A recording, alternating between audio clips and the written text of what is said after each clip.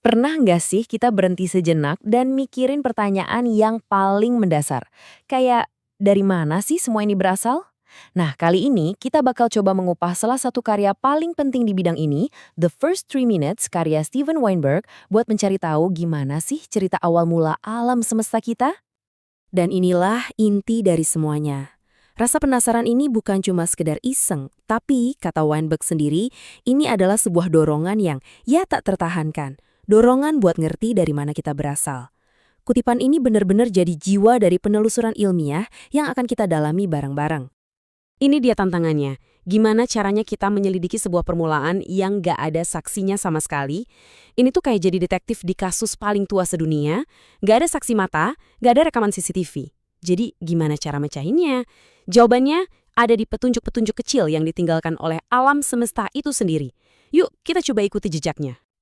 Oke, investigasi kita dimulai. Selamat datang di kasus paling dingin secara harfiah dan kiasan yang pernah ada. Mari kita mulai dengan bukti besar pertama yang berhasil ditemukan para detektif kosmik. Jauh sebelum ada teleskop, jawaban kita atas pertanyaan besar tadi ya mitos. Kayak cerita dari Nordik tentang raksasa Ymir. Ceritanya sih seru, tapi ya gitu, gak bisa diuji kebenarannya. Nah, sains pendekatannya beda total. Sains gak butuh cerita, tapi butuh data yang bisa diverifikasi dan teori yang bisa dibuktikan, atau bahkan disalahkan. Dan ini dia petunjuk besar pertama kita. Pengamatan nunjukin kalau alam semesta kita itu sama sekali nggak statis. Justru sebaliknya, alam semesta ini terus mengembang dengan dahsyat. Setiap galaksi saling menjauh satu sama lain, seolah-olah semuanya lagi pada kabur. Terus, gimana kita bisa tahu kalau galaksi-galaksi itu menjauh? Jawabannya ada pada sesuatu yang sebenarnya sering banget kita alami, efek Doppler. Kita pasti pernah dengar suara sirine ambulans kan? Waktu mendekat, suaranya tinggi. Tapi begitu menjauh, suaranya jadi lebih rendah. Nah, itu karena gelombang suaranya meregang. Ternyata hal yang persis sama juga terjadi pada cahaya. Jadi, begini cara kerjanya pada cahaya. Saat sebuah galaksi ngebut menjauh dari kita, gelombang cahaya yang dipancarkannya jadi ikut melar. Nah, peregangan ini ngebuat cahaya bergeser ke arah ujung spektrum yang warnanya merah. Makanya, para astronom menyebut fenomena ini pergeseran merah atau redshift. Data inilah yang jadi penemuan luar biasa Edwin Hubble. Dia nemuin pola yang jelas banget. Semakin jauh sebuah galaksi, semakin ngebut dia perginya. Coba lihat angkanya deh. Gugus Virgo yang relatif dekat menjauh dengan kecepatan 1.200 km per detik. Sekarang bandingin sama Hydra yang melesat dengan kecepatan 61.000 km per detik. Ini bukan sekedar gerakan biasa, ini adalah sisa-sisa dari sebuah ledakan kosmik. Nah, dari sini muncul sebuah pertanyaan yang logis banget dan gak bisa dihindari. Kalau kita putar mundur waktu, kalau semuanya sekarang saling menjauh, berarti dulu banget mereka semua pasti pernah ada di satu tempat yang sama kan? Berkumpul di satu titik awal.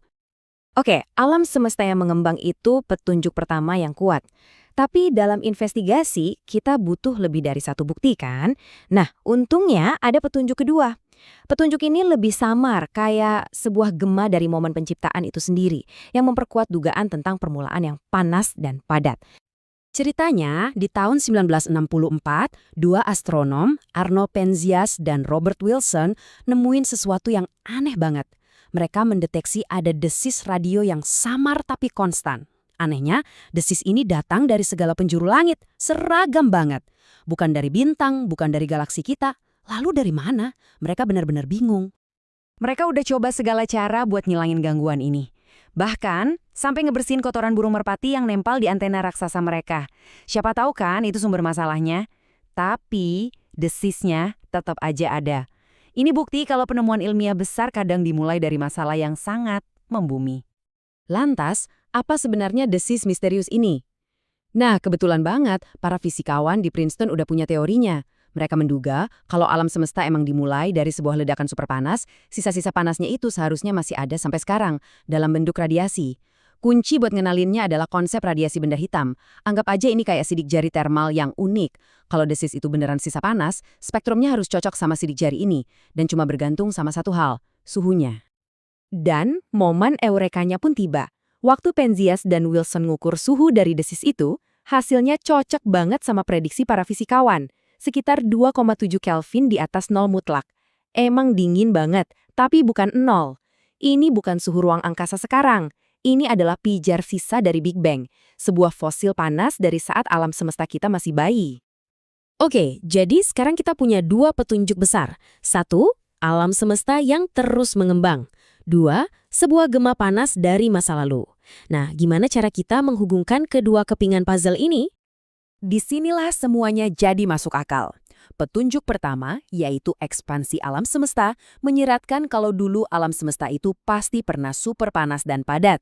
Dan petunjuk kedua, cahaya latar kosmik yang ditemukan, yaitulah bukti sisa-sisa panasnya.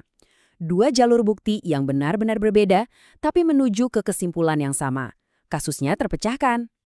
Nah, ini poin yang paling penting.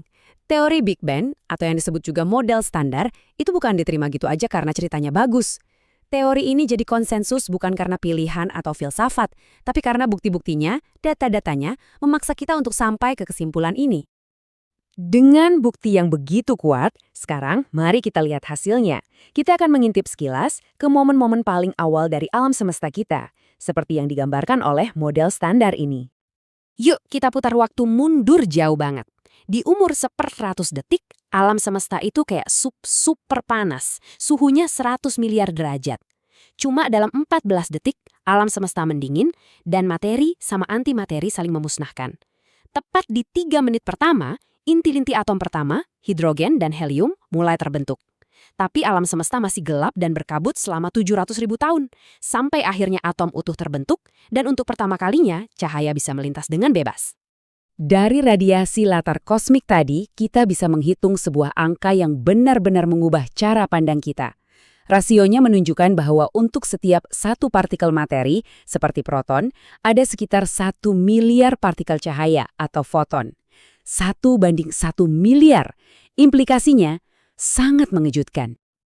Arti dari rasio tadi sangat dalam. Itu berarti alam semesta di masa-masa awal itu sama sekali bukan alam semesta materi seperti yang kita kenal sekarang. Materi, ya kita semua, planet, bintang, galaksi, kita ini cuma kontaminasi kecil di dalam lautan cahaya yang luar biasa besar. Jadi, kenapa sih semua ini penting? Kenapa kita harus peduli sama sinyal-sinyal samar ini? Karena ini adalah bukti nyata dari kekuatan metode ilmiah. Hanya dari pergeseran warna cahaya yang tipis dan desis radio yang nyaris tak terdengar, kita bisa merekonstruksi 3 menit pertama dari keberadaan itu sendiri. Luar biasa kan? Dan kita tutup dengan pengakuan yang sangat jujur dari Weinberg sendiri. Ini benar-benar menangkap semangat ilmu pengetahuan. Di satu sisi, kita punya kepercayaan diri yang luar biasa pada data yang kita kumpulkan, tapi di sisi lain, kita juga selalu merasa takjub dan sadar akan misteri yang begitu dalam dari apa yang kita pelajari. Hal ini pun meninggalkan kita dengan sebuah pertanyaan. Kalau gema samar dari penciptaan bisa ditemukan dalam desis radio yang nyaris tak terdengar, rahasia kosmik apalagi yang sekarang mungkin sedang menunggu untuk ditemukan? Mungkin tersembunyi di depan mata kita, menyamar sebagai sinyal samar atau pergeseran kecil dalam cahaya. Pencarian jelas belum berakhir.